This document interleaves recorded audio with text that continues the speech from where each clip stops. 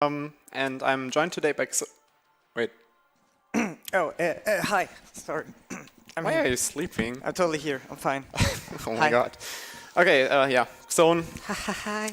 Let's start. We're playing Darksiders in the War Mastered Edition. It's there's like no big difference gameplay-wise or speedrun-wise between the original and this one. It's basically only better performance, so it's more convenient to play on this version. But yeah, difficulty is apocalyptic. It's kind of a meme in the community. It's just like enemies deal more damage, but they have the same HP. And we say every run is invalid in case you don't play on apocalyptic. So let's start. Timer starts once we move in a couple of seconds after the cutscene. Since the dawn of time. Alright. Here we go. Darksiders, 1 any percent. Hog. Go get him, boy. Okay, so this is the first fight, kind of a tutorial fight. It's a card thrower, we have to beat him. And we can kind of lure him down early by just throwing a lantern at him. It's kind of abuse of like his AI. Normally you have to kill the minions first. And right up now, first technique, speed technique, it's called sword dashing. It works by blocking or holding like the mouse button for attack, blocking at the same time, which lowers the cooldown or instantly removes the cooldown. And here's an enemy that we're normally, who's blocking in the street, and yeah, normally you would need to fight the angels here. Not gonna do that. Just jump on his body. I just want to quickly point out they're not officially called card throwers. The Are they? speedrunners Are called they? I mean, I don't know. I've never played this game casually. Whoa, you should, man. It's a good I know game. it's a good game. It's a good game, but yeah, How do you know that when you never played it? I've heard from people who said it's a good game. Okay, so picking up a car here. We need this car for something special. Hopefully the other car is close enough. I'll see in a bit. It should be. Just physics, obviously. You can throw cars onto walls. That's just how physics work. Stuck on the wall. And this allows us to bypass quite a huge chunk of the street section here. We can just get instantly up here and progress. Coming up is another skip, which is called Fourth Fight Skip Skip, because it skips another skip that was found before, which skipped the fourth fight in the game. So it's just the fourth fight Skip Skip. There are some enemies here on this wall which are kind of annoying sometimes. Hopefully they will not be annoying. Yeah, they are annoying. Okay, so no big deal unless you get thrown down. And this is fourth fight Skip Skip. Skip Skip. How far has speedrun going when you can already skip skips? I think in the run before in Tron 2.0 we had like a skip, skip, skip, skip or something, but yeah. So we still have to go some ways. Alright. What a time to be alive. Yeah. Okay, we're coming up to the first real boss fight of the game, which is Straga. Straga is kind of a like fusion of a building and a transformer or something. I don't know. And a demon. Probably also a demon. And he likes to throw cars at you. Yes, and what we want to do here is we want to gather these cars and have like ideally 6 cars to allow us to attack him with those cars. This looks so... The problem is just that sometimes he throws the cars in such a way that they land in the lava, which he did there. So we're gonna lose a bit of time just to RNG. But yeah, it's only like 30 seconds or something. Usually you can use the Chaos form to manipulate him so the cars will not land in the lava. But this time, yeah, kinda got bad luck. So we have to do this additional part here. Unlucky. Not a great start, my dude. Yeah, the sword dashing I already explained. There are a couple of different dashing techniques in Darksiders. One is like the fast sword dashing, which works by like locking onto something. Maybe let me throw my cars at you. Okay. And there's 2 more. Okay, thank you. This is like going really well. Yeah, we have to attack him after he got after we threw the cars at him, and we have to do that 3 times. So yeah, we have to do that some more now. The other 2 dashing techniques we'll see in a bit. Like one is when we're in aim mode. I can actually show it here. Like when you're in aim mode, you can also do a certain dashing technique. It's a bit slower than the other one, but it's still faster than just dashing forwards, which has a really huge cooldown, as you can see. But you can apply these techniques in different situations, depending on whether enemies are around or not. Okay, so hopefully this time. I like that you just catch these cars midair when while they're being thrown at you. Kind of badass, I agree. Okay, so there we go. Straga is down. Go get him. And spoilers, War, the hero of like the first Darksiders game, is gonna die now. We're not gonna see that because we skipped the cutscene. Is he going to die? Yes. I mean, I think it's kind of a twist later in the game or something. I don't know. I just heard things about the story. Actually, the story is supposed to be pretty good, so should probably play this game casually at some point. Yeah, you should. Chat, tell him he should. Because it's a good game. Alright, we're gonna just grab our sword here now. Like, after we died, we obviously lost like all our abilities and things, and we pick up a sword that's maybe a bit too large for war, but I don't know. This is a video game. Yeah, right now we're like supposed to be like 100 years after what just happened. Something like that. There's like a huge time gap between what the fight you just saw and what's happening right now. So with this sword now we can do another speed technique, which is called sword cancelling. You see that right now. Doesn't do anything here, but if you like block while with the right timing while slashing, you can do like continuous slashes, and this is just totally OP. It's much faster than just regularly slashing, and basically allows the enemies to not hit us at all.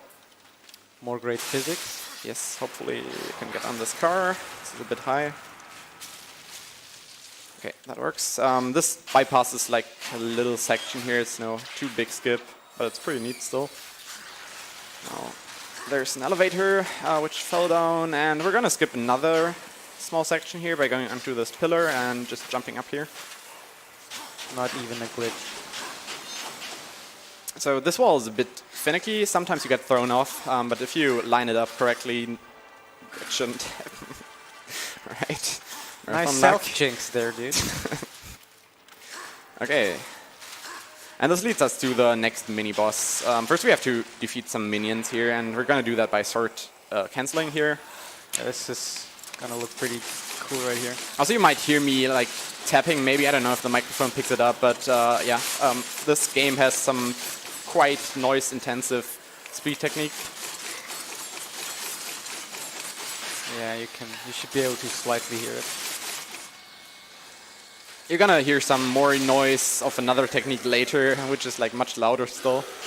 But yeah. So now this dude, we're just gonna throw some like pianos, chairs, tables at him, because obviously that's like how you beat these enemies faster than with sword. Yeah, apparently it does more damage than the sword. I mean, obviously. Maybe these demons are... maybe wood just deals more, like they're... I don't know. Yeah. There's something about wood. Demons are like allergic to wood or something. I don't know. Okay, so here we use the fastest technique. We can use it here because we can just lock onto these enemies and we have to go in a circle anyway. But yeah, we're coming to Crossroads. Crossroads has the first really cool like technique skip. Hopefully we won't get RNG'd here. Gotta line up these car throws and throw the cars at the fire hydrants, and that allows us to kill or to destroy them much quicker than by just walking over, and saves quite a chunk of time. Another one here. Okay, let's see. This might work. Okay, I didn't want to grab this enemy, but whatever. Okay, and one to go. This one. So our goal here is to destroy all the fire hydrants, which will spawn a chest, and inside this chest are some souls. It's like the first time the game tells you what the souls are for. And there's like Vulgrim here, which is the shopkeeper. And yeah, you know this guy from the other Darksiders games as well. He's a pretty famous character in the series. And he gives us our first real gear, which is the horn. And this horn allows us to trigger this golem here, which yeah, ultimately lets us progress. Right, some more dashing here. We can't do like different dashing here or the fast dashing because enemies are around and we couldn't like dash in the way we want to. But this is still pretty fast, so that's fine.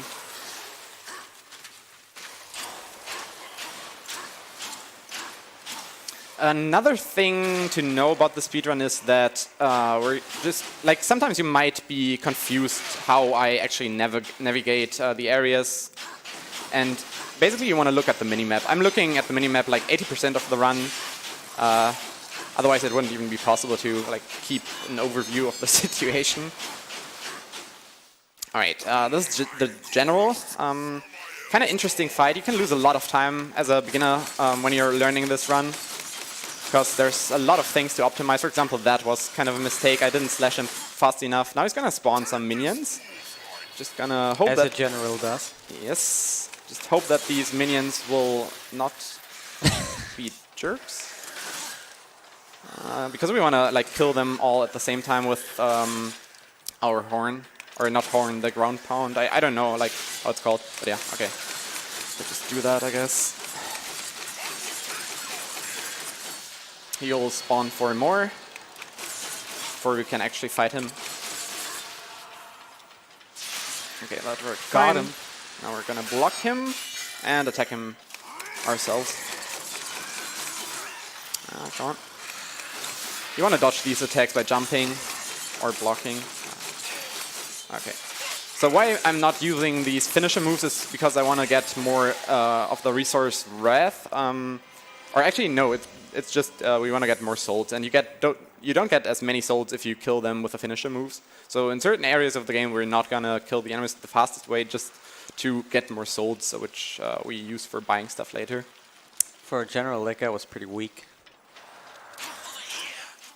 There's a question in chat. I think it's pretty interesting.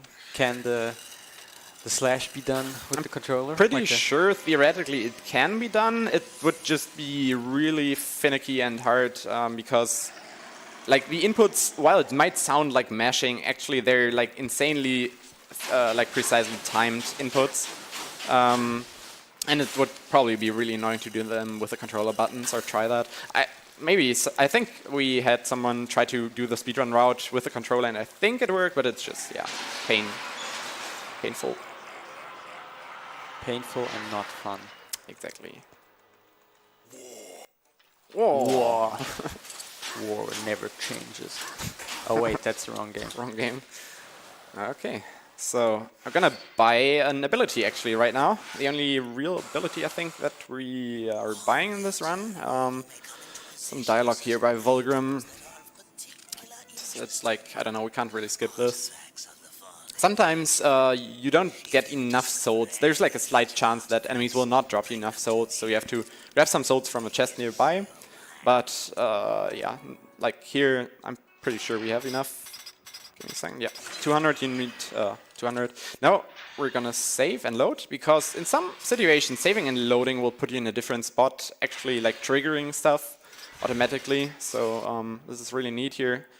Just trigger a cutscene, and instead of having to walk over, we can just yeah, do this. So this is called Gallo actually. There are these, I don't know how to call them, jump replenishers or something. We'll see them in a bit again. You can do something like a technique called, how was it called? I don't know, low jump or something.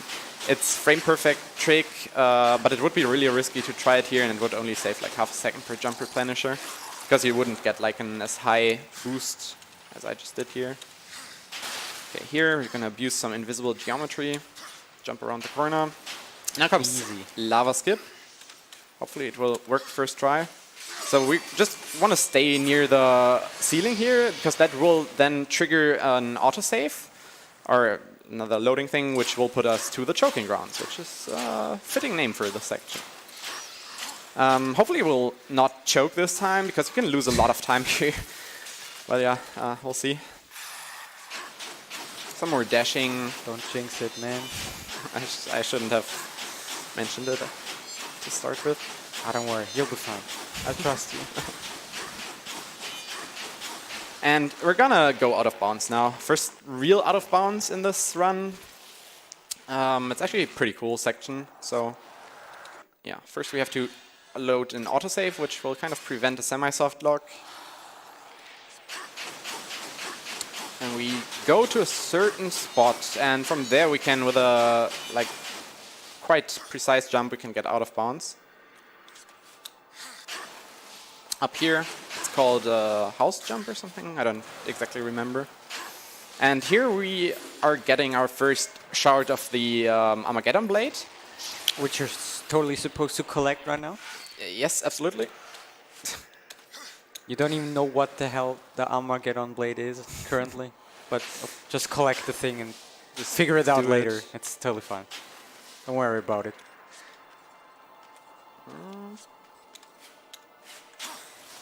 So here, that jump was actually much more precise than it looked. You have to line yourself correctly. You have to time the jumps really, like those are really tightly timed jumps. But yeah, we made it. Yeah, I remember when I did this in my casual playthrough. It was just pretty precise jumps right there. Okay, so took me a few tries. Yeah, I can imagine. Now we're out of bounds here. I'm gonna skip a trigger here, which would load another area. And hopefully we can make this last jump here. We need to land on some invisible block here again. And get back in bounds. So that skipped quite a huge area again. Easy, dude. That was our first out of bounds, real out of bounds section. So if you like out of bounds, don't worry, we're gonna see much more later during this run. Actually, like this is probably the most out of bounds I've seen in a game, speed game. I don't know. There might be others, but this is like pretty far up there. So we're taking a little detour here to Valgrim. Valgrim locations are used as warps later. So we're just gonna activate them right now. Because this would be much faster than going here manually later. Come on, getting up here again. Now we have to get in this building. And here I'm using the fastest technique because we can use the enemies. They're lined up in such a way that we can actually like do this. And this is like really convenient. Some more jump replenishers. And now comes a skip that will skip a Cathedral fight, which if I don't get the skip would waste like 30 seconds. I'm pretty sure I can get this first try though. That's a pretty neat skip. Like you don't even notice it's a skip. It just looks like a weird jump. Yeah. Okay, so here, I jump on here and get here around a trigger. You don't even really notice. Oh my god, that might be bad. Actually, I think we might be lucky. Yes, we are. Whew. I could have triggered the fight there, I think, if I fell in the wrong spot. But yeah, we are kind of lucky. Okay, so we still kind of somehow made it. And now comes window jump. I think officially it's called differently, but everyone just calls it window jump. Kuro might disagree with me. Because here's a window. So because because you jump out of the window. Get it? Yeah. First of all, we're just gonna try to align ourselves there, then aim the camera at a certain spot, and then we have to do a pretty, like, okay, third time falling down, that's amazing. It's not that hard, come on. Yeah, window jump. I see. Okay. And we can just skip collecting key here. But yeah, I guess I'm just gonna get myself something to drink now. I'm sorry, what now?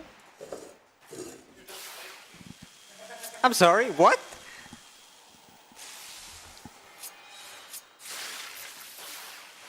Hold on, I can totally do this. He showed me, I believe, I remember this. So you're just supposed to kill stuff here, somehow. I believe. I played this game casual, okay? I'm basically a speedrunner right now.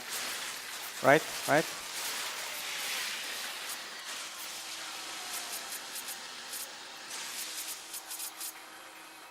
Can you shoot? Hell? Game? Video game? Just don't die, Xona.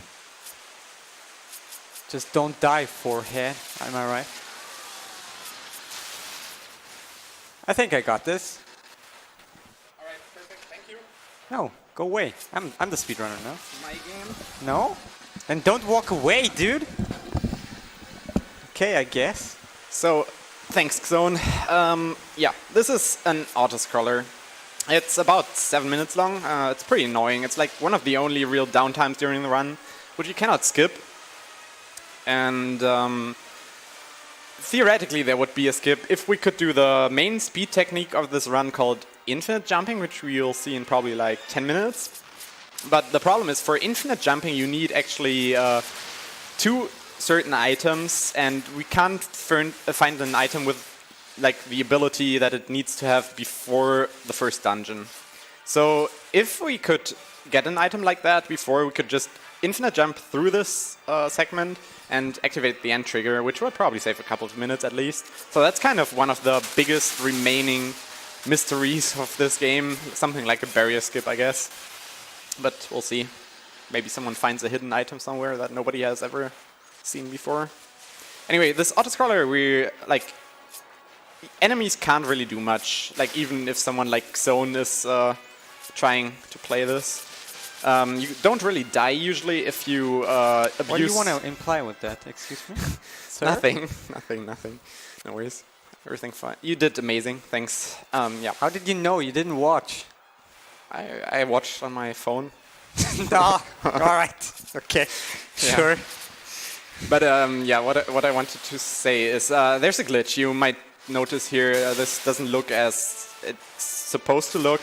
This is a fire beam laser, however you want to call it. And it works by holding the middle mouse button and then just left clicking, letting go of the left click, and it deals damage per frame, like a lot of damage per frame.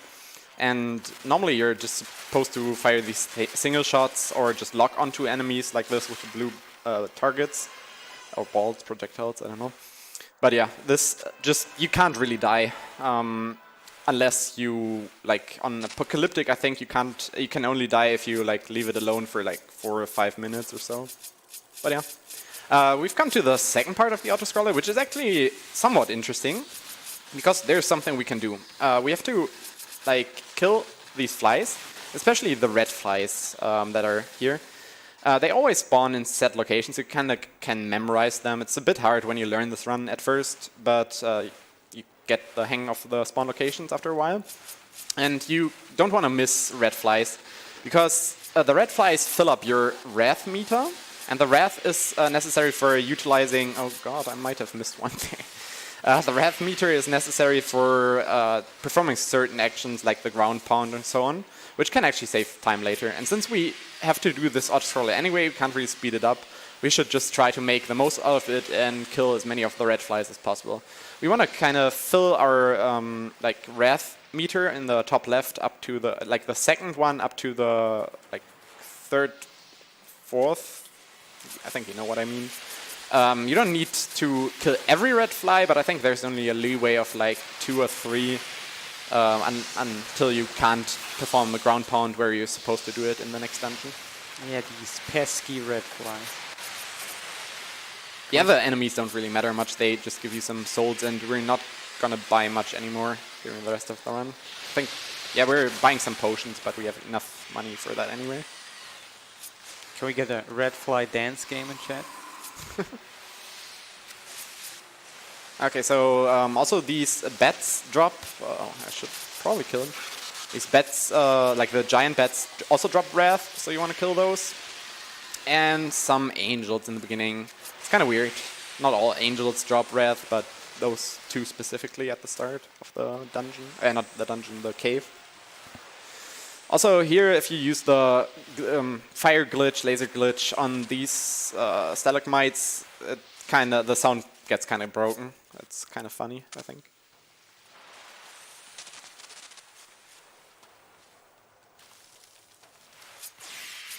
Some more red flies here. This is like really kind of boring to watch and to play, I guess. Not really much you can do to speed this up, as I said.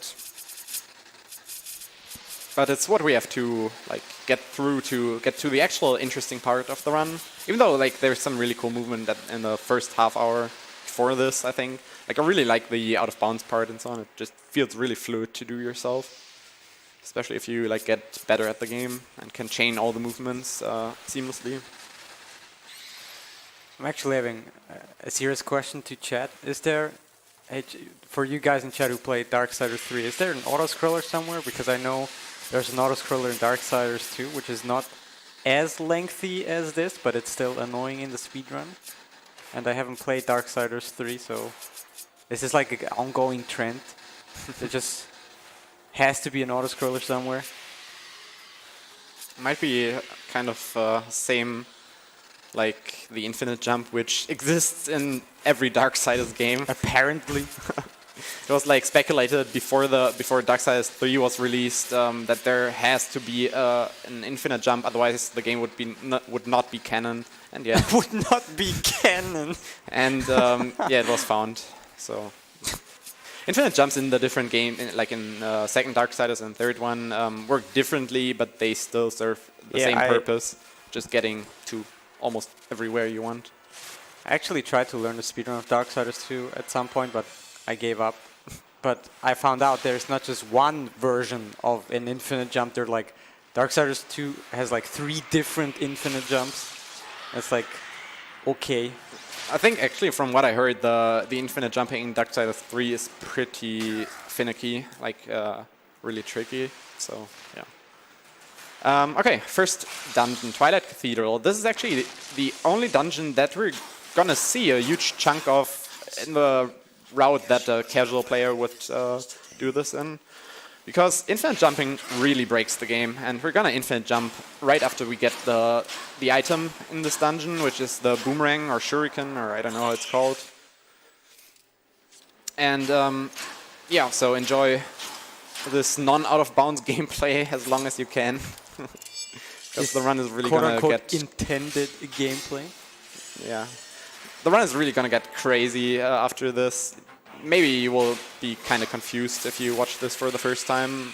I'll try to explain as good as possible what I'm doing. But yeah, when in question, always try to look at the minimap, I'd say. It's a good start. Do we have time for a donation? Absolutely, let's go. All right, we have a $5 donation from Nefarium. And he's saying, I am glad we are back online and Darksiders is such an awesome series. Thank you guys. No problem, dude. Okay, so here's the garden fight. One of the last real fights left that we're gonna see. It's actually fairly technical and like orchestrated on what you have to do. Gonna slash this enemy set an amount of times first, then use the ground pound here, which will kill one enemy and yeah, damage the other ones. Here's gonna be some more spawns. Or using the sword cancelling here again.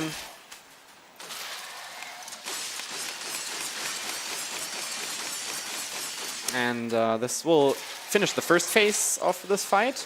That went pretty well. Gonna line myself up for the second part here. I have to attack this enemy really quickly. Yeah, that demon is gonna have a bad day. Okay, I missed one. He actually blocked. Because I want to not get hit by the bats, but it's okay. Just a little time loss. So I think we can use our ground pound now. Kind of unlucky that the second bat wasn't around. Did you hit anything with that? Yeah, even the enemies that are in midair. So ideally, this can be like, I don't know, 15 seconds faster than what happened here. Also, the bats can sometimes get stuck in midair, which is like really annoying. Luckily, that did not happen. I think it happened in my ESA run of this game. And it can be really hard to get them back on the ground. Okay, so here, okay, okay. Well, it worked. We just got thrown to the ground. That's like a technique. You attack one of these bombs, which are totally not the same, or totally don't follow the same concept as the bombs in Zelda. You attack them first to make them explode early, and then you pick them up, throw them. The timing for that is really tight. Yeah, if you're paying close attention, this game and a certain Zelda franchise may have one or two things in common, but we'll find out. Okay, I'm lucky. I'm happy that jump worked and that also worked because, okay, so first of all, the jump is fairly precise that I just did there, the double jump. It's kind of the same as the house jump we did earlier.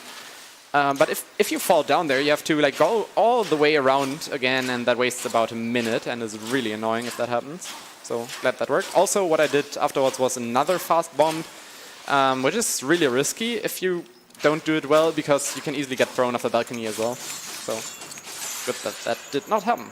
Yeah, chat, I hope you guys enjoyed most of the casual playthrough because now the game gets crazy.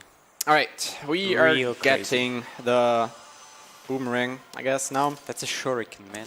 All right. And yeah, now we can do infinite jumping. You'll see that in a second, the first time.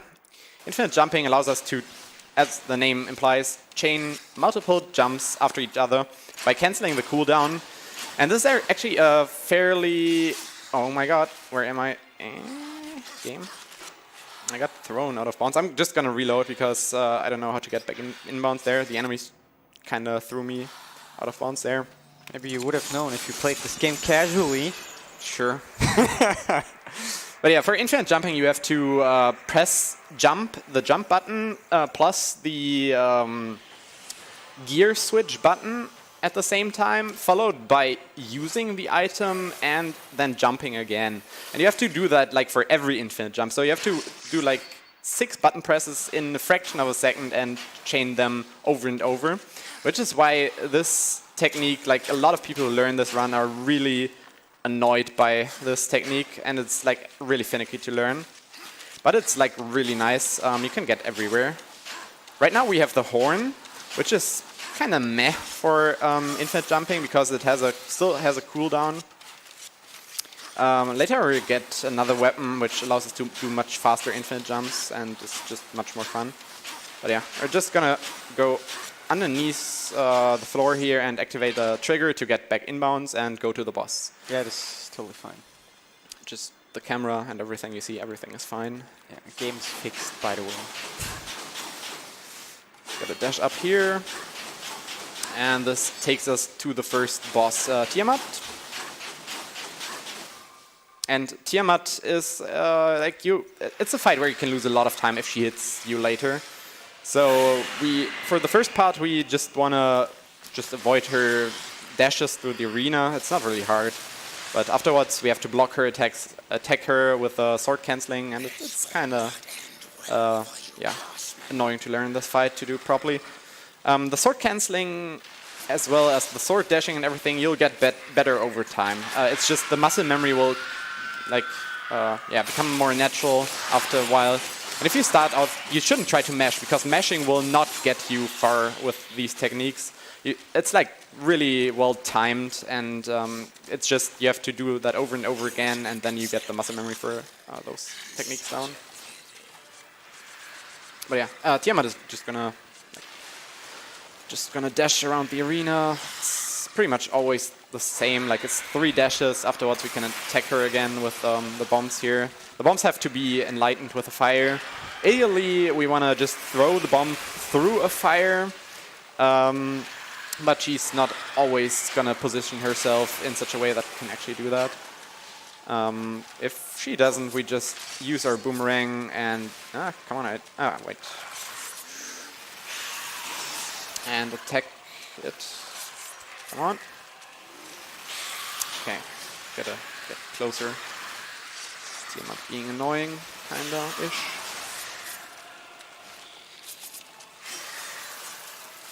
Okay, so that can be much faster, but yeah.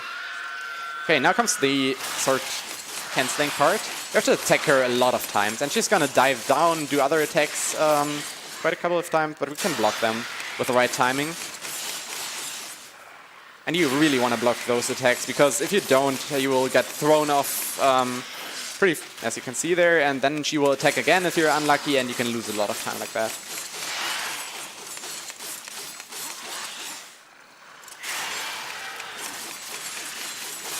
So I'm gonna focus a little bit here.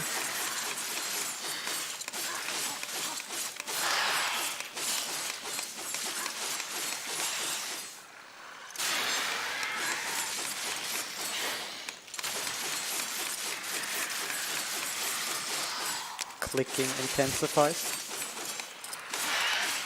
Okay, that was the Tiamat fight. Easy. Every time. And this is also, like as I said, enemies can't really hit you. Even on Apocalyptic, they don't do much damage because you can just attack so fast. Also, pretty cool invisible character there. It happens casually as well, so Turns out War is pretty good at stealthing. I guess so. All right, this is like a snake maze pit. I don't know. It's kind of the intermission part between like teleports, and we have to get through these a couple of times during the run. It's a bit annoying, but Yeah, whenever you teleport to somewhere, you have to go through this little thing. I don't know. Seems a bit pointless. Okay, so from now on, main goal of the run is to just activate loading zones after each other, like find the most straight line to the next loading zone, because loading zones in this game work in such a way that they will only load a chunk of the map, and we need to activate them successively to be able to go to the next boss or a dungeon, whatever. Also, you will not even really see that we're in a dungeon very soon. It's just like we're infinite jumping all over this area here. Also, I'm going out of the aim mode here because there's a chance if you're in aim mode that the game will crash if you land in a loading zone. So I have no idea why that is, but you just want to avoid that because then you will need to restart the game and so on. So here we're gonna activate the Valgrim location again, which is underneath here. This part is so good. It's a bit confusing. This part is like actually quite confusing. It's great. It's exactly great because it's so confusing. Like And now we're diving under the map because swimming why not? out of bounds always looks good. Like you can't tell me otherwise. Yeah, I mean this is kind of the same as with Dishonored. There's water underneath the maps as well. It's in a lot of games apparently. But yeah, next loading zone here is near a golem spawn. You just wanna not use the horn here if the golem is spawned, because then the golem would actually pull you back inwards. Okay, that was interesting. And getting back out of bounds is, you need the backup strat, and I don't know that backup strat, so yeah, lucky that that did not happen. So here, just gonna go to the left. I'm going out of, out of the, come on. Out of the aim mode again, for obvious reasons. There was a loading zone. You can see that because the background changed, or it got black. And next one is here next to the door of this dungeon, or one door here. Now we're falling a bit down here. The area spawns. It's like a lot of learning. This speedrun is like just getting to know where the loading triggers are, and then trying to navigate them as good as possible. This building here is an indicator that I did everything correctly. Now we want to get on top of this building. Infinite jump simulator. Yeah, it pretty much is. Gonna set up a series of infinite jumps here with a certain alignment, because there's a loading zone quite far away, but if we just line it up, we can hit it pretty much every time.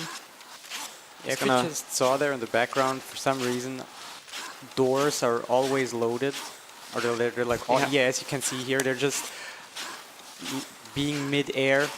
And it's the same thing in Darksiders too, where they're just randomly there, I guess. In Darksiders 2, you can actually interact with them. I don't know how it is in Darksiders 1. Next to the spawn, okay, we landed back inbounds. Okay, I was kind of afraid there for a second because you can easily fall down. Also, you want to avoid mid-air dashing while you're close to a wall, because if that happens, then you will fall into the void infinitely, like the animation will never stop. And you sometimes even have to restart the game, because sometimes you can't even go into the menu in the main menu and reload the save or anything. But if that ever happens, you lose a lot of time. So it has happened in practice here, actually, where it was really greedy just to do an additional infinite dash forward. And yeah, so I'm trying to be a bit more careful now. So this is the next item inside the second dungeon. In case you haven't noticed, we are in a dungeon at the moment. But yeah, are we? yes, I didn't see. think so. But actually, like, this item is useful for fighting the boss, because inside the boss room there's going to be some ice cubes or ice blocks, and we're going to destroy them, but not in the classic fashion. We're going to see that in a bit. Another lineup here. Got the name. It has a special name, I think. This is just fist jump. Yeah, I think it was called fist jump, because you get the fist here. Yeah, makes sense. Sometimes speedrunners are really creative with the names of tricks, and sometimes they're kind of not. Oh hey, we get a fist, and there's an infinite jump. Let's call it fist jump, I guess. All right, sounds like a good name. Another loading zone here. We hit it first try. That's actually nice. Now we need to go the opposite direction to the next loading zone. You could also call this game Loading Zone Simulator, I guess, or this run. There's another loading zone in this corner. You don't even really notice. And soon we're getting to the boss room. Like I'm underneath. That's not good. To the Griever. Which is, I think, like, all the bosses in this game are female. I don't know. I think I've read that somewhere. But yeah, it's kind of the same principle as with Zelda. You have dungeons, you have bosses, you have items you collect. This game borrows a lot of, like, influences from other games. Actually, it does it in a good way, so... well, I mean, why not steal if you do it in a good way, I guess? Yeah, I remember when this game came out, literally every review of this game had like the headline Zelda in like the adult version of Zelda everywhere, all the time. Or like this game is like a combination of God of War and Zelda. Like it's either one of those was the thing. There's like a really obvious Zelda reference later, which we'll see in like half an hour or something. I'll point that out then. But yeah, this is the Griever, by the way. So what actually happened here is we destroyed the blue crystals before we triggered the fight. And that actually allows us to skip some phases of this fight, because normally you enter this boss room from like the opposite direction. Have to fight him in certain ways, but yeah, we're not going to do that. We're going to finish him off really quickly, hopefully. Her. Oh god, okay. Are we lucky? Okay, we're actually lucky. That was really close. I kind of messed up there. But yeah, we're just going to use the Chaos form. And the Chaos form, as we've seen during the intro, is like really OP, and this finishes off the Griever really, really quickly. Yeah, Chaos form is basically the panic button. In the casual, when there's too many enemies, you just activate the Chaos form and slap everything around you to bits and pieces. Because you just do significant more amounts of damage. Alright, so I guess this is a good run, so we'll just go into the water. It's kind of an insider. If it's a bad run, you go into the lava. If it's a good run, you go into the water. But yeah, loading the autosave here, and we got a new item, which is the gun. I got that by the gunsmith, and this allows us to do a fourth dashing technique, which is gun dashing. It's actually the fastest dashing technique, because the dashes are going much further, and this is like really cool looking and fun to do. So yeah. Did you just lie to us? Didn't you say there's only one thing you buy in the shop? No, I think I said that we're gonna buy some more potions at least, but this is like the second last time that we're buying stuff now, so. All right, so, and this allows us to do infinite jumps much faster and much more, like, fluid. Okay, just for the unknowingly, how many buttons are you pressing at the same time when you do this infinite jump? I actually have no clue. It's like at least 5 or 6. Might be 7, not sure, I don't know. But it's just muscle memory, you get used to it. That's crazy. You get faster over time. Theoretically, there's... Come on, what are you doing, War? Theoretically, I think there's almost no speed cap for infinite jumps. But it's just too... Okay, why are we stuck here? But it's just so hard to coordinate that, like... Okay, can we get out here? Might have to reload the autosave, I guess. But yeah, it's just really hard to coordinate the infinite jumps to do them much faster. But yeah, if you want to try, you can try to learn this game yourself. We've got a great video guide series by the former world record holder Aftermath. He also did like a tutorial on SDA. You can also find that on speedrun.com. .com. German. Nice German in the front. Speedrun.com. Let's go. Okay, so here, this is a bit tricky. We want to grab or activate this chest from underneath, which will actually put us back inbounds again. And we're getting an item here. Death's Blessing. Exactly. Sounds like a great name for a metal band. This is actually like a really strong item. It's a late game item. You normally get right before the end of the game, I think, or something. But we can get this like this earlier, and this will speed up some fights significantly. So we're just gonna get it, and also we can get inbounds like this. Here, while gun dashing, we have to kind of pay attention to the timing of the gun dashes, because if you do them too early, then you will just get an accidental long dash. If you do them too late, you will just waste time. So it's kind of you just have to get used to the timing. There's another Valgrim location here that we want to trigger. Also a reminder: look at the minimap if you're confused. So all the time? Pretty much, yeah. But it's so small. Yeah, I want to look at the big screen. Okay, so Ashlands here, the section, it's actually another dungeon, by the way. It's actually a pretty cool segment, I think. You'll see like some cool movement and also a cool boss. Just gotta get through this tunnel here first. Oops. Yeah.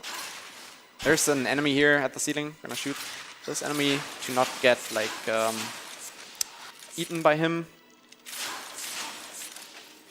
And we're gonna activate another Valgrim location in a little bit. And then we're gonna come to the part here where you're normally not supposed to like be progressing without an item like a portal cannon or something, because there's a worm inside the sand here, and he's gonna eat you if you just go into the sand because you're really slow on by foot or something. But we can just conveniently enough gun dash over this. Just gotta avoid losing the gun dash, because then you might actually sink into the sand.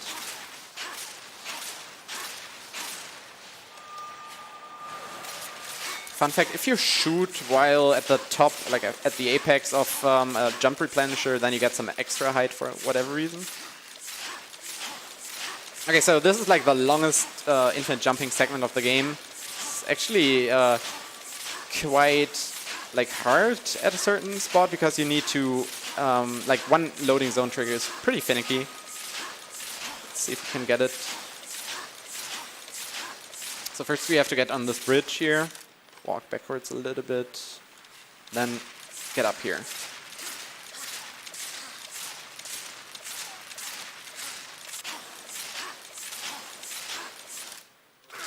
Okay, let's see. Okay, we activated this. Now we have to go back a little bit here, and you will see some structures spawning in. There's like some really weird invisible wall shenanigans going on here in this area. So yeah, this is kind of hard to navigate, but I think we're out. And I'm just gonna get to the next big part of the game, which is actually casually like really fun. It's arena fight. A fight which consists out of several phases with different enemies. I'm really looking forward to that, fighting all those enemies. There's something very, very calming about how you, about the rhythm of your mashing. I don't know, like, sounds like meditating. It's kind of pretty like relaxing, I have to agree.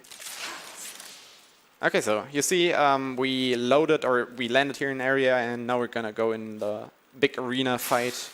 Yeah, time to fight some dudes.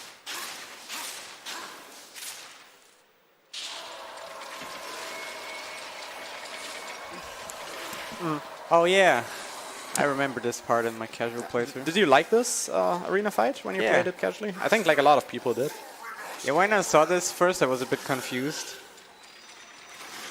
Like, But- yeah, it's kind of weird decision by the game designers to have the enemies suddenly be floating in midair and so on. Yeah, that's true. But I mean, it's creative freedom, I guess. Yeah, they can do whatever. I was a bit confused, but after a bit, I realized this is pretty good. This is a pretty cool part.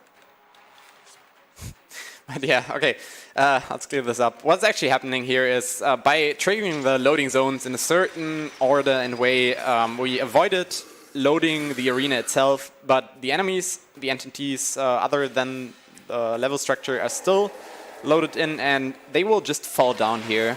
And by falling down, they will die after a certain point. So that's really convenient. We don't have to fight them manually. Now comes a little RNG part. So I need... Okay, the game froze there for a second. So I need some Franker-Z's in chat now Franker-Z. for good RNG. Franker-Z. So there's two car Franker-Z. throwers who we want to see falling down. There's the first one. The second one sometimes just gets stuck in midair, and it's kind of RNG. We can't really do much about it. Come on, you still have a couple of seconds. There's a lot of Franker-Z's in chat Oh, there. he is there. Oh my Oh, god, the got him. Franker-Z's worked. Nice. Yeah, look at them in chat. So if you get bad RNG here, which I'd say has like a 30-40% chance of happening, then you lose about 1.5 minutes because you have to fight these car throwers and so on like manually, and that's really annoying. So yeah, Thanks, chat.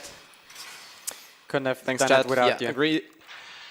To now get back inbounds and load all the scenery and so on, we just do a save and load that save, which will put us in the last fight of this arena Like, segment. this looks different now. This looks totally strange.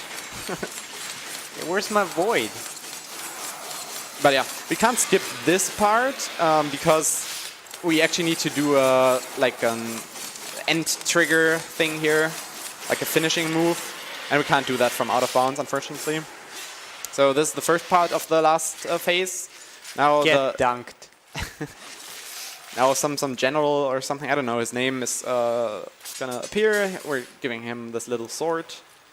Yeah, I like this part. This is like almost a bit, almost poetic. Come on, okay. You give him So, back hey his there. sword, and then you transform. And you're like, What's up, dude? good luck, boy. Try your best with that sword against my chaos form.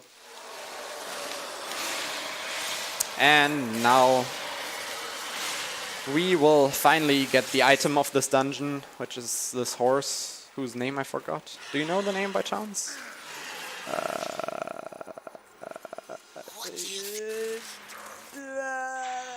That's a pretty good name.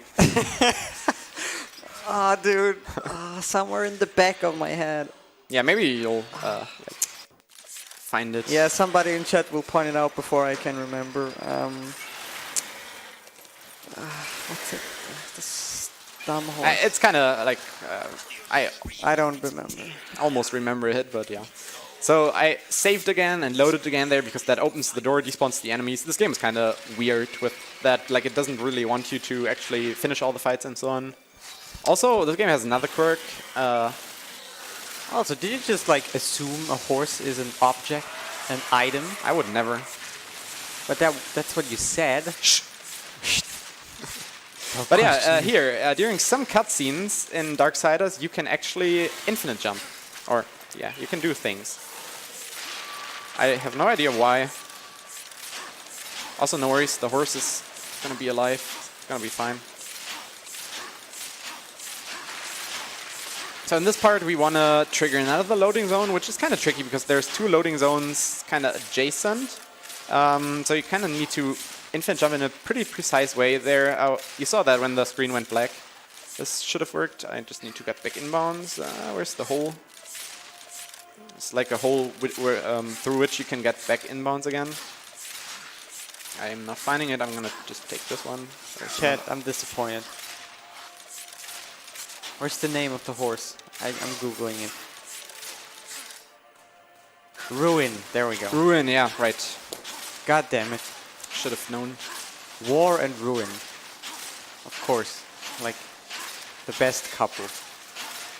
Okay, so this is the Stygian fight coming up. The Stygian fight is kind of interesting. You have to fight the Stygian from on a horse. First, we have to defeat some minions because he's still like, or the Stygian is still like enchained, kind of.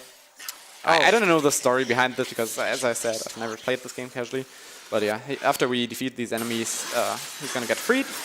Hey, Henny, yes. this is your friendly reminder that counting is not too hard. Okay, thank you. Thanks for the reminder. Yeah. Okay, so you also saw the sword there leveling up. Like, it's the first time since the start of the run. Normally, the sword levels up like much earlier during the intro, I think, at least already. But since we didn't really fight many enemies, we skipped almost all of them. Yeah, the sword just only now leveled up. And yeah, it doesn't really matter too much since we got the Death Blessing item anyway, and with that we can kill the remaining bosses pretty quickly still. Yeah, imagine fighting enemies in an action adventure.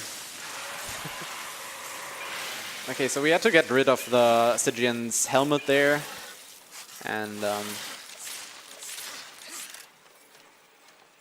yeah, now we're just gonna hang out and chill for a little bit here.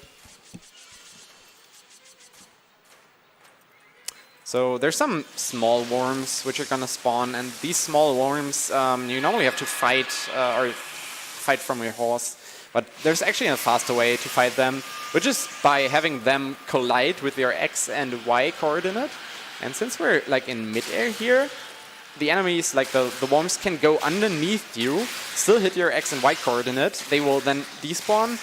And yeah, this is faster than just fighting them normally. So we're just gonna stand up here, which is really convenient. Just have to pay attention to not, like,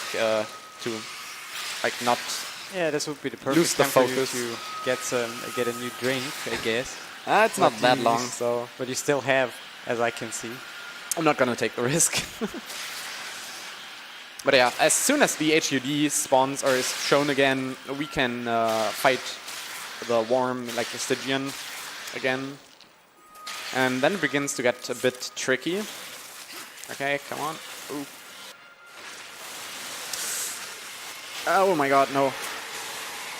Should still be fine. Is the stream Hopefully. still running? Feels bad, man.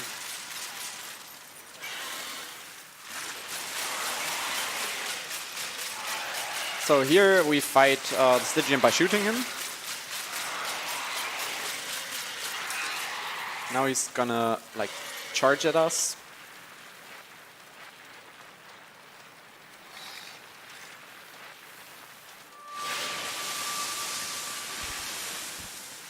And should we pause?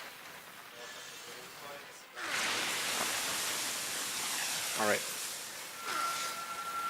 Okay, so here we're gonna get hit by the Stygian, because actually that's the fastest way of progressing here in this part. A lot of people who play this casually try to attack or to avoid him hitting you, which is not really possible and is much slower, obviously. So here we're just gonna do that, and then he attacks again, and we can shoot him, and yeah, finish the fight here with a finisher attack, like this. It's pretty badass right here. Yeet! And that's the Stygian Gun, the third boss of Darksiders.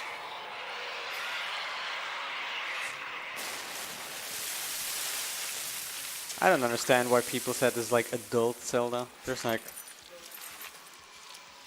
You're not just... It's not like you're crushing hearts and there's blood everywhere. Nah. This is pretty child-friendly game, to be honest. Absolutely. Nothing left to do but get the Stygian's heart back to Samael. All right, so actually, like the reason why we're doing these boss fights is to collect those hearts or crush them, and then at the end, like we can get to the final boss. That's still one boss away that we have to defeat, and for that we're going to the Ashlands, saving and loading again, because in certain mazes you can save load out of there, like save warp. Not sure if I already saved. I didn't pay attention. Probably did, but yeah, we're just gonna load it here. And this time we're not gonna go like very far. We're actually gonna take our horse, because the horse is the fastest way to move on like straight surfaces, or if you just want to get from A to B. The horse kind of, you can use these, I think in Zelda it was the carrots, and here it's, I don't know, just the, you can see in the top right that you can spurt. And here's a trigger that we're gonna skip by doing this. Here we can use the horse again on this platform. And normally here you're supposed to use portals again. Obviously that's slow, I'm not gonna do that.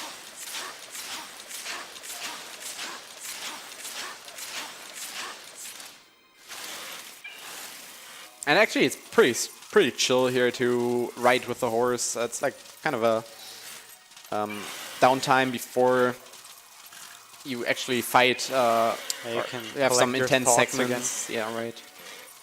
Can calm down. Can do some little shenanigans here by jumping off the horse and then jumping back onto it, which is faster than having to wait for the spurts to like be available again. To recharge. Recharge, exactly. And yeah, this takes us to the next dungeon, of which we're actually gonna see a little bit again. So kind of light at the start. First we have to free ourselves. This iron canopy. And Iron can OP. Okay. Okay, so here I'm just gonna dash across and then get up to this bridge where there's like a cutscene that we want to hit. And then we can get an item here in this dungeon, which we normally wouldn't want to collect, but unfortunately we cannot fight the boss without collecting this item, because the AI would be dead and you couldn't like even damage it. It's like Silitha that we're gonna fight in a bit. It's a big spider, so if you're afraid of spiders, you should not watch the next 2 or 3 minutes, I guess. But yeah, this is like the grapple hook of Zelda, kind of the same concept. And it's not useful in the speedrun at all. And it even slows us down if we accidentally don't hit an infinite jump correctly. So we kind of, like, it would be better if we wouldn't need to get it, but yeah, we have to.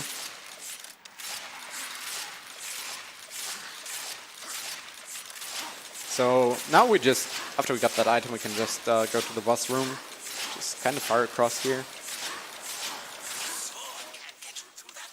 It's time to kill some spiders. Yes, indeed. Click, click, click, click, click, click, click, click, click, click. And we get in bounds here by just opening the door. I think it works in Darksiders 2 the same way. It's kind of funny. It's pretty good. Alright, so Silitha. Silitha has like a couple of phases. She's gonna teleport around in the arena, then appear again. We need to like get close to her, attack her with the sword. And we don't want to miss many sword slashes to kill her in like a 3 phases. You can dodge her attacks pretty easily. And you also like want to chain or use the grapple hook towards her as quickly as possible. I might have missed some damage there, so maybe this is a 4 cycle. And also the amount of teleport she does here is random, so that's kind of annoying. It can cost up to like, I think, 10 to 15 seconds during a run. At least no method has been found to manipulate this. So let's see if she's gonna be somewhat friendly now. Oh, that wasn't too bad. This might be fourth cycle. Imagine a teleporting spider. Or actually, maybe I think we're fine. Yeah. Okay, second phase.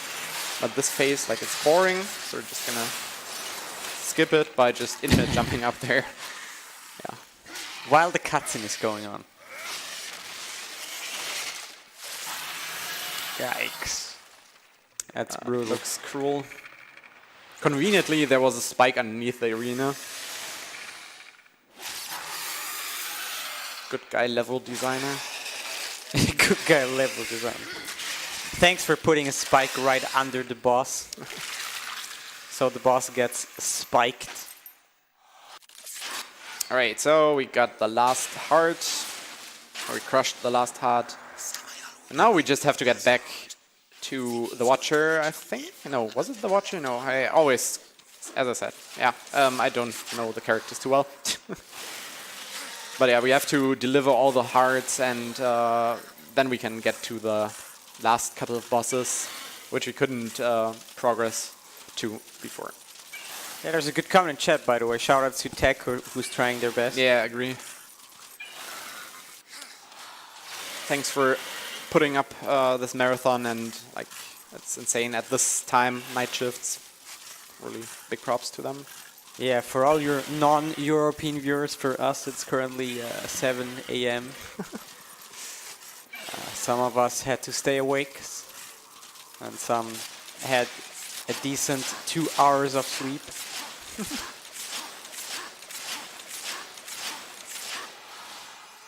Okay, so we're on this part of the Ashlands again, just gotta get back to the Valgrim warp. And as I said, the horse is the fastest method of transportation now, so we can use that, or we want to use that where we can. You can't summon a ruin everywhere, so we can't do it like on here, for example. It's basically only possible on the sand and certain other surfaces. Yeah, so the horse is allergic to certain areas. It just won't come out. Alright, so we have to go to Scalding Gallows, where the NPC, whose name I forgot, is waiting. And yeah, another maze. You can't forget a name if you never know it. It's actually true.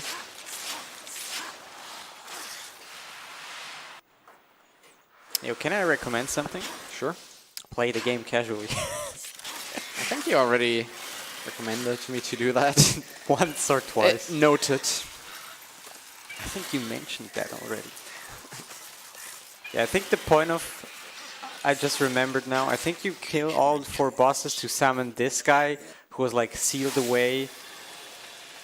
Because this guy is supposed to be like a big badass guy, and I think you need his help or something like that. This game came out like 9 years ago. I don't fully remember the story. Okay, so now we have to infinite jump some more, and this time this is actually gonna take a while. So if there are some donations, can read them out right now. Apparently there are no donations. Oh. I'm sorry. Feels bad, man. Yeah. You should really donate, guys. This is for a good cause. Yeah, and for save the children. Even at this time, all the donations are welcome. Yeah, in this game, the children are already gone, but in the real world, we can still save the children. So here I kind of have a look at the structure that is visible there to kind of orientate myself. I want to jump up to another loading zone. I have no idea why this is on the same map, but this is like the final dungeon, which leads us to the second Straga instance, or boss fight. And this time he's much stronger, which is not that good for us. And he's still a bit mad towards us, because I think we like destroyed one of his eyes or something.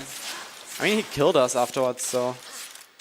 I'm pretty sure he didn't kill us. Didn't he? I don't know.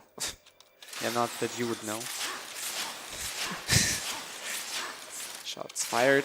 All right. Yeah, he's still mad. So here's Straga. The transforming building thing guy. So here we can cancel his attack by just dropping below his chest. No idea why that works that way, but yeah, we're on this platform, and normally you're supposed to get on this platform with a portal thing again, but we can get on here with infinite jumping. That doesn't really suffice though. We have to still emulate the movements you would do to get up there with the portal gun, so we just go into the corner and move in a certain way. That spawns the trigger. And now we can finish the certain phases of this fight. Now some enemies are gonna spawn, and we use our Chaos form to hopefully get like as much damage in as possible. This is a bit RNG, but you can also like try to optimize your movement here. It's not that easy though. Yeah, currently we have -$1 in total donations. Oh, nice. So that means Save the Children has to pay us $1 for our charity marathon. That's great. Thanks, guys. We appreciate it.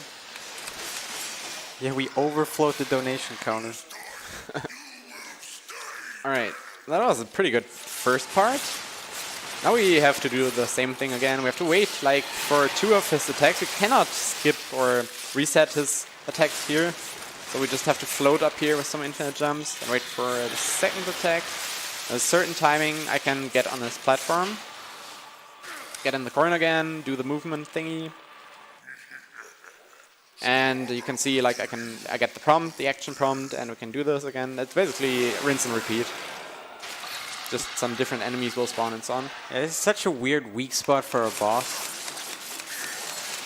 I guess they just wanted to put in like use for the portal gun again.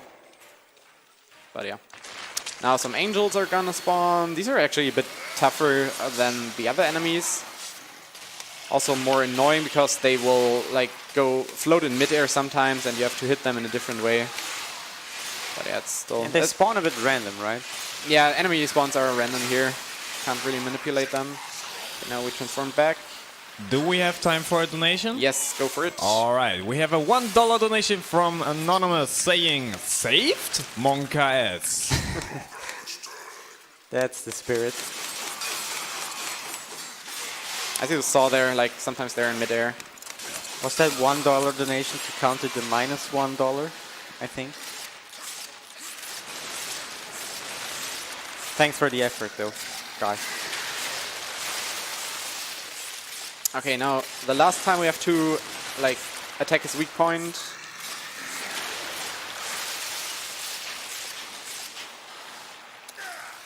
Oh, almost screwed up there. Okay, so now we just have to hit him the last time on the ground, and then this Striker fight is also done. That went pretty well. I'm happy with that. You can lose a lot of time here. Alright, there we go. Now we're going to Eden. Eden is kind of the place where the angels live.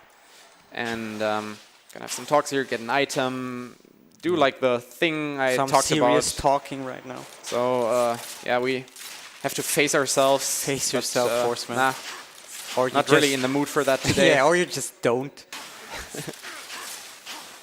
This is what I meant earlier with a Zelda reference, again, like where you have to fight Shadow Link. So, yeah. Yeah, there's a point in your life which comes where you have to face yourself, or you can just decide to not do it. Okay, so here we're using the mask to get back here to the arena immediately. It teleports us back there. And now we can face, it's Shadow War. Face ourselves again, I guess, maybe. Or not.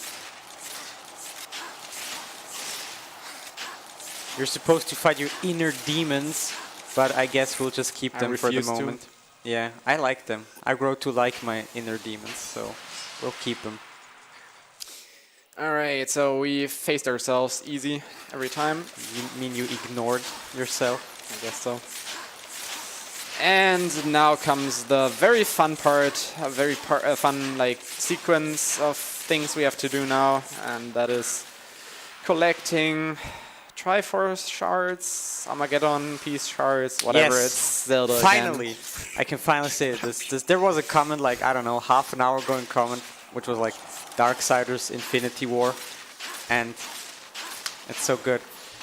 Because we're basically collecting, it's not Infinity Stones, but it's parts of a sword which are randomly Scattered around the entire world. world for whatever reason. Somebody thought it's a cool idea to just Some level designer again, or some game designer rather. There's this OP sword. Wouldn't it be great to like pick it like apart in 7 pieces and like scatter it around the world? That sounds like a great concept. Am I right? Absolutely. Do we have time for donations? Oh yeah. Hell Alright. yeah! We have a $5 donation from Anonymous saying whoever got the stream back on air deserves beer and or coffee. They are the MVP and this donation goes to their choice. Tech choice. That's a good one. Something new. And we That's a have good one, another $2 donation from Ethereum. Monka S, it's the best emote, fight me Kappa boys. Did you just say Kappa boys? Kappa Ross, I think. Or not sure. No, dude. I mean, I appreciate your donation, but the actual best emote is PogChamp. Fight me. Frankazy, No. fight me. Fight. No, you fight me. Enough of the fighting. Yeah, we already got one Armageddon shard at the beginning, and now we collect the Yes. remaining ones. What we're doing here is we are like loading the autosave after the prompt appeared. Then we can like go back to the Volgren, and this is faster than just going there manually. Now we go to the dry road. Yeah, somebody had the great idea to stretch out the game by its arbitrarily collecting some things. The locations are actually pretty annoying to find if you're playing this casually, from what I heard. So yeah, luckily we know where the Not shards that are. you would know. Shush. Oh, I'm sorry. Shush, you fool. So here I am jumping around, or jumping really high, up to avoid the trigger of a fight, hopefully. Okay, we did it. Like there's a fight with a character. And yeah, we can avoid it by going really high and then around the corner there. I think you're right. Collecting these things in casual takes like a solid 1 or 2 hours, maybe more. I remember it being quite lengthy. Alright, so some more mazes, some more infinite jumping to the warps. We're almost near the end of the game already. Oh, Are we though? hopefully, yes. So, Kill, are you sure?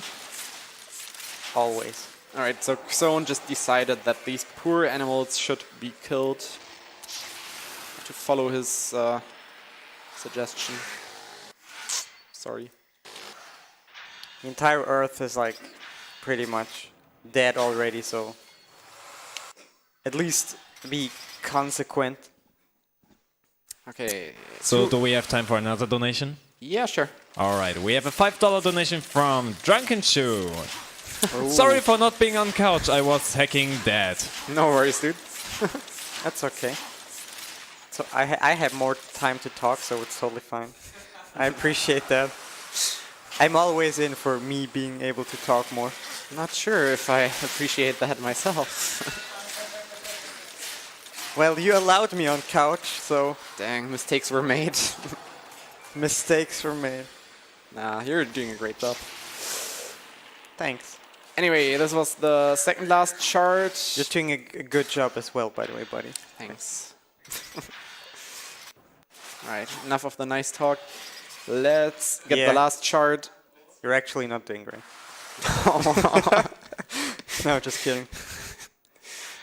This one is actually fairly tricky because there are some, like, actually a lot of invisible walls, and you can easily lose quite some time here. So hopefully we can do this. We first have to get out of this cave again. As you can see, we're visiting all the locations where we got some Valgrim locations, or where we activated the Valgrim locations earlier, which is like why we did that.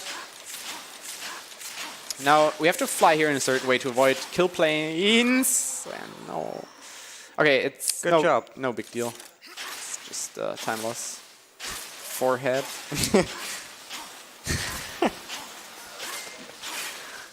Oh god. I can't even. Okay, so let's try that again. Am I jinxing myself here in real time? I'm not even doing anything. When in doubt, blame zone. Excuse me? Okay, third time's the charm, I guess. Serious time, please.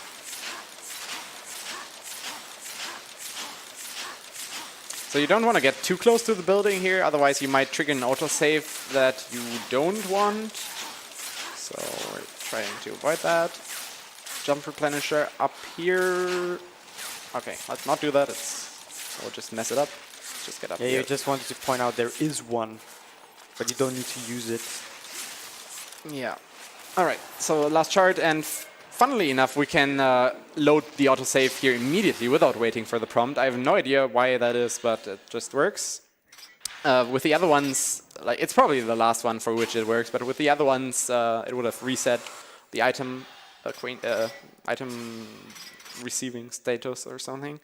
But yeah, now we have to put all those pieces together. We have to go to the gunsmith. Have Red Hoodie do it for you. I saw him destroy the auto-scroller. Yeah, that's what I said. Just Shout out Stick Zone again. this was basically a two-player, one Co-op keyboard. run. Yeah, co-op run. With you doing the major part. The major part, yeah, I agree on that. I did the most important thing in this run. Okay, so now we just have to get to the gunsmith. Some gun dashes. Can't use Yeah. the horse here, unfortunately.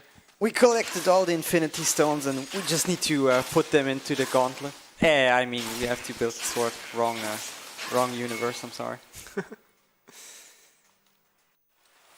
Alright, so we get the sword now. Yeah, we got the Maybe. blade. I mean, I see the blade. The game is fairly inconsistent with loading times or quest updates sometimes. It's pretty weird. But yeah. Okay, so we just have to go to the last location, which is Eden again. Or, no, actually it's not Eden, I think. But it's kind of close. So we have to go to Leviathan's Drift. Here we can use the save load glitch again in the maze. It just works on some mazes. It's really strange. But it's nice at least that it does.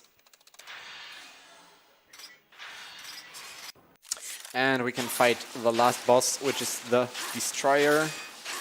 And here's actually a pretty cool glitch that unfortunately is not used anywhere else in the run, but Yeah, if we like get close to a wall with full speed and then like unmount the horse and mount it again, we can teleport ourselves upwards. Whoop. Like that. Easy. That looks pretty cool, I think. There's a suggestion of a bridge, I guess. Yeah. Not that we would use it anyway. Okay, we talk to Ezreal, and this puts us into the last fight, the Destroyer, Abaddon. So yeah, this is now all about counting. I actually learned how to Oh, yeah, count dude. earlier. Like I Yeah. couldn't count properly. This is not a friendly reminder that counting is not too hard. But yeah, there's like, he's gonna do some dives, and the sequence is 2 dives, 1 dive, 1 dive, 3 dives. And we're just gonna interjump up here to avoid like him hitting us. Just gonna look when he's diving down. Like that. Oh, I failed to count. Dude, I'm sorry. I'm trying so hard to help you over here. Yeah, I appreciate that. But yeah. Anyway, it did not even like lose us time because I managed to do some really skillful infinite jumps in a fast succession. I did the most important part of the run for you. What more can I do for you? I don't know. Be quiet, maybe. Okay, I'm sorry. Serious time again. Okay, so I missed to hit him there, so now we have to get on the horse and chase him, kinda. Come on, this is a bit strange. Doesn't always work. Okay, so there we go. So that was 1, now it's 1 and 3 again.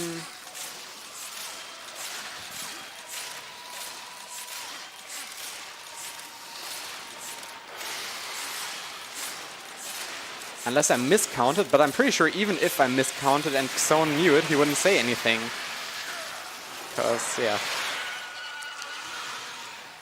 Oh, I'm not counting. I'm just... You're just enjoying. I'm just reminding you to count. Alright. Now we can just... I'm not the speedrunner. I can just get onto the horse and avoid his dives like that, because this is the last time. And he's gonna do it 2 more times. We're just gonna ride around in a circle. Now I'm gonna ride towards the middle of the arena and gonna unmount the horse as soon as he dives down. You can't get too close to him, otherwise he will do an additional circle in the middle. But yeah, now we can... Alright, do you want to help me? For what? Come here. Oh, yeah. You have to mash really hard and press the button, like once it appears. Got it, dude. Easy. See? I'm doing so much for you. Wow. Dude, I got it. I'm proud of you. Thanks, Xone. True co-op speedrun. I don't want to brag, but I'm actually like the true MVP of this run, but not bragging, by the way. Short thing here to mention, the game has a chance of 50% to crash. Which has happened during World Record attempts before. Unfortunately, or luckily, it did not crash. Yeah, now it's time for top 10 anime fights. Looking at 2 guys fighting with swords which are bigger than themselves. Especially Abaddon. Look at this. Look at the size of his sword. Look at that thing. Alright, so this is like the second phase, and it's split into 3 parts, which work like similarly. After each time I hit him properly, he'll go up in the air here. And now we can do this totally intended strategy, standing here, having the rocks hit boxes of the pillars. Yeah. It's really hard. Telekinesis. Gonna dodge his attacks like that with a side dive or strafe.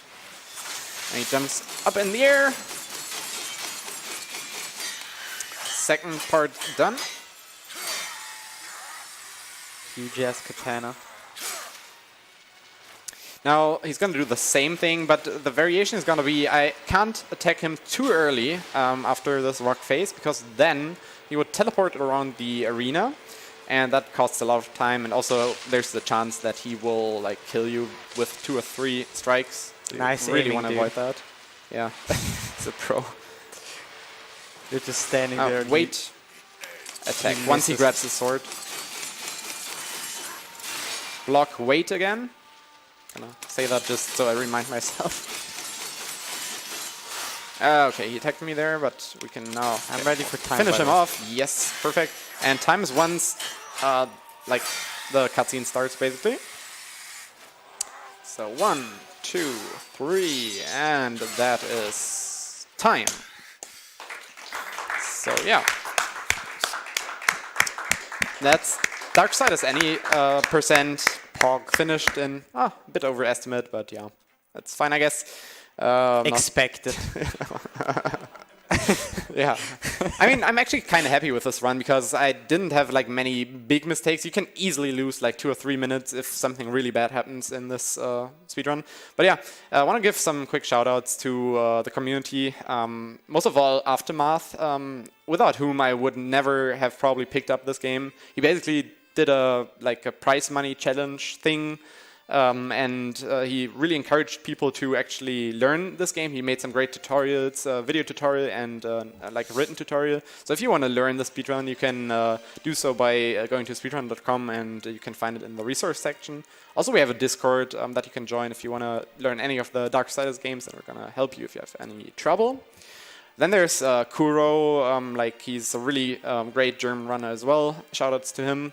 He's helped a lot of people, including myself, with a lot of things.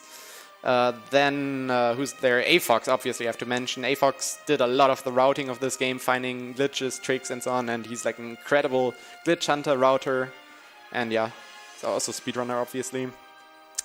There's Drunken Shoe, who has done a lot for the Darksiders series. There's Inkalex, who's also, I think, doing the commentary for the German restream, so big shoutouts to him. He's also a great runner for this game. And yeah, the rest of the community as well. Yeah. I'm just coughing. Do you want to have shoutouts as well? I'm gonna give shoutouts to Xoneris. Great speedrunner of this game who who just learned to speedrun this, like, I guess. Yeah, I just don't put up a PB. But yeah, thanks for having us, I guess, and see you soon. Enjoy the rest of the marathon. Bye bye. Yeah, have fun, guys. Alright, that was heny with Darksiders Any Person Run. Thank you very much for this. Upcoming next is Red Cat Haunted Castle Any Person by Epic Dude Guy.